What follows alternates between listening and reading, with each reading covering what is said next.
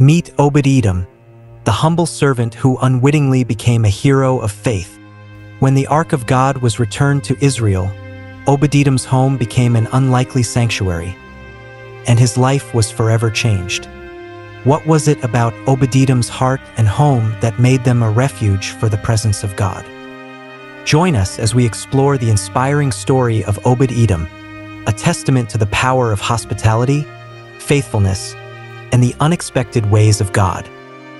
Subscribe to our channel for more thought-provoking videos on the Bible, and share this video with your friends and family to spark important conversations about faith, obedience, and the blessings that come from honoring God.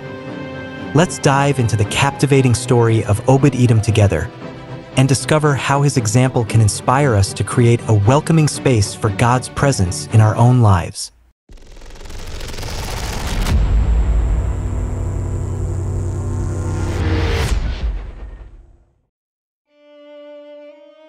The Ark was a sacred chest containing the tablets of the Ten Commandments and was considered the most holy symbol of God's presence among the Israelites. It was kept in the tabernacle, a mobile sanctuary, and later in the temple in Jerusalem. When David became king of Israel, the Ark was being kept in a place called Bala, in the territory belonging to the tribe of Judah. As the king of Israel, David claimed Jerusalem as his capital city and sought to bring the Ark there. The initial attempt to transport the Ark to Jerusalem, as described in 2 Samuel 6, ended in tragedy. As the Ark was being transported on a cart, it began to wobble, and Uzzah, one of the men accompanying it, reached out to steady it. God struck Uzzah dead for this irreverent act, which David perceived as God's anger. This event made David fearful, and he temporarily abandoned his plan to bring the Ark to Jerusalem, the new capital city he hoped to establish. David then sought guidance from the Lord on how to proceed. He realized that he had not followed the proper procedures for transporting the Ark outlined in the Mosaic Law. According to the law, the Ark was supposed to be carried by the Levites using poles inserted through rings on its sides, not transported on a cart. David acknowledged his mistake and decided to rectify it. David's decision to send the Ark to the home of Obed-Edom was motivated by several factors. First, Obed-Edom was likely a devout worshiper of the God of Israel, as evidenced by his willingness to receive the Ark into his home. David might have perceived Obed-Edom as a trustworthy and faithful custodian of the sacred Ark. Second, a simple and practical reason. The death of Uzzah happened close to Obed-Edom's house. This was a temporary measure, however. David took this time to get his heart right and ask God about Uzzah's death. David was passionate about the worship of God and wanted to ensure that the Ark was transported with the utmost reverence and obedience to God's instructions.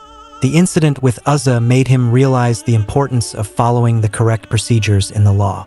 How long does Obed-Edom keep the Ark at his home?